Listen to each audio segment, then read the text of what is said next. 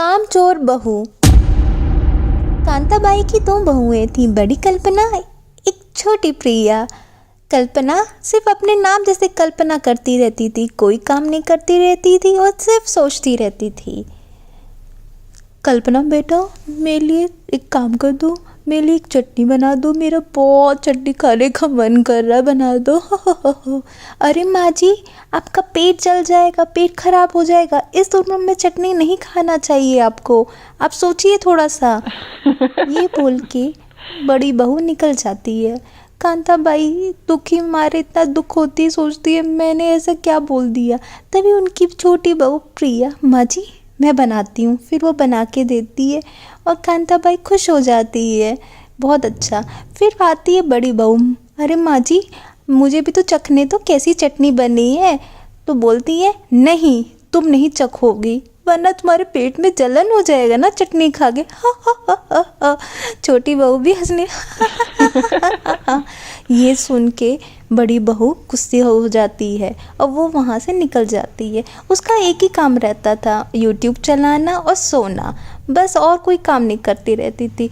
ऐसे करते करते वो सुबह उठती थी और यूट्यूब चलाती थी। उसका पति आता है, अरे कल्पना कुछ तो काम कर दो, जहाँ इंसान रहता है वहाँ साफ़ सफाई करता है, ऐसे तो जानवर भी अपना जगह साफ़ करता है, तुम कब करोगी, ये बोलता है। फिर वो बोलती है, अरे आपको क्या प्रॉब्लम है, अगर आपको इतना सफाई का लेक्चर देना है तो अपना घर खुद साफ़ कर सकते हो ना, ये आपका भी तो रूम है। ये बोल के तुम सुधर नहीं सकती, तुम हो ऐसी और ऐसे ही रहोगी, ये बोल के चला जाता है उसका पति। कल्पना सोचती रहती है और सिर्फ खाना खाती है। वो सिर्फ खाना के बाद अपने रूम में चली जाती है। ये सोच के कांताबाई बहुत परेशान रहती है। फिर छोटी बहू आती है प्रिया, बोलती है माँ जी मेरे से इतना काम नहीं हो पाएगा, मैं दिन भर काम करके थक जाती हूँ, सुबह शाम। आप बोली ना बड़ी बहू से कुछ थोड़ा सा काम करे, मेरी मदद करे, मैं वरना काम नहीं कर पाऊँगी।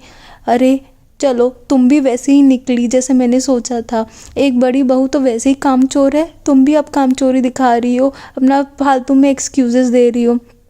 तभी उसका पति आता है, मम्मी भाभी तो कोई काम नहीं करती है, मेरी वाइफ ही प्रिया दिन भर काम करती रहती है, ये कोई अच्छी बात नहीं, आप बोलो ना काम उन दोनों को डिवाइड करो, ऐसे नहीं काम चल पाएगा।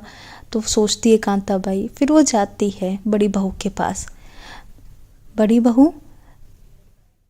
बहू तुम सिर्फ यूट्यूब चलाती रहती हो, कोई काम नहीं करती हो, और प्रिया पूरा काम करती रहती। अब काम डिवाइड होगा, सुबह का काम तुम करोगी, शाम का प्रिया करेगी, वरना तुम्हें खाना नहीं मिलेगा। अगर तुम सुबह रसोई में नहीं आई तो तुम्हें खाना नहीं मिलेगा, तुम्हें खुद बनाना पड़ेगा। तो सोच लो तुम्हें क्या करना है। मम्मी मैं इतने लोगों का खाना कैसे बनाऊँगी, अरे बाप रे इतने लोग हैं, मुझे भी तो मदद चाहिए होता, और आप लोगों ने तो खाना को इतना बड़ा मजबूरी बना दिया। अरे छोटा मोटा काम है, ये काम तो आप लोग भी कर सकते हो, मुझे क्यों परेशान कर रहे हो। ठीक है बहू, अगर तुम कल तक नहीं आई तो तुम्हें खाना नहीं मिलेगा, अब तुम सोच लो तुम्हें क्या करना है। ये बोल के कांताबाई गुस्से में हो जाती है और बड़ी बहू को बोलते चली जाती। तभी सूरज ढलता है और एज़ यूजुअल बड़ी बहू सोती रहती है। फिर वो जाती है, देखती है मुझे तो किसी ने उठाया नहीं, इतना लेट मैं सोई, कहाँ है सब लोग, मुझे तो कोई दिख नहीं रहा है, इतने सारे लोग। वो सोचती है कि मुझे भूख भी लगी है लेकिन कोई मुझे उठाने तक नहीं आया। ये बड़ी बहू जाती है किचन में तो देखती है एक बड़ा सा ताला लगा हुआ है। वो सोचती है ताला ये किसी ने लगा, अरे फिर उसको ध्यान आता है कि माँ जी ने मुझसे बोला था कि सुबह उठ के खाना बनाने के लिए, लेकिन मैं भूल गई, मैं तो सोती रही, अब मैं क्या करूँ, मैं कैसे खाना खाऊँ, क्या होगा मेरा। तभी अचानक से छोटी बहू और माँ जी आती हैं। हाँ हाँ हाँ हाँ माँ जी आज तो मज़ा आ गया छोला भटूरा खा के। हाँ बहू, मेरा पेट तो अभी तक भरा है, एकदम फुल है, मुझे तो समझ ही नहीं आ रहा है। इनकी बात सुन के बड़ी बहू गुस्सा हो गई, तिलमिला गई कि ये क्या बोल रहे हैं, मेरे लिए भी कुछ नहीं लाया, आप लोग गए खाना खाने लेकिन आप लोग ने मेरे लिए क्यों नहीं लाया, मैं भी तो भूखी हूँ, मेरे बारे में तो सोचना चाहिए। ये बोल के गुस्सा हो गई। तभी वो जाके सो गई, वहाँ पे बड़ी बहू जाके सो गई। फिर एज़ यूजुअल उसने फिर से कुछ नहीं काम किया और सुबह उठी देखा कि ये लोग अपना खाना मज़े कर रहे हैं और खा रहे हैं और इसको बासी खाना खाना पड़ रहा है। बड़ी बहू बहुत परेशान हो गई, मुझे तो बासी खाना खाना पड़ रहा है, वो बोल के ऐसे खाती है। तभी कांताबाई बहुत ज़्यादा परेशान होती है। तभी वो छोटी बहू आती है, माँ जी मैंने सुबह से देखा नहीं है बड़ी बड़ी बहू को निकलते हुए रूम में, हम लोग को देखना पड़ेगा कि रूम में क्या कर रही है वो। तभी जाते हैं ये लोग उनके बड़ी बहू के रूम में।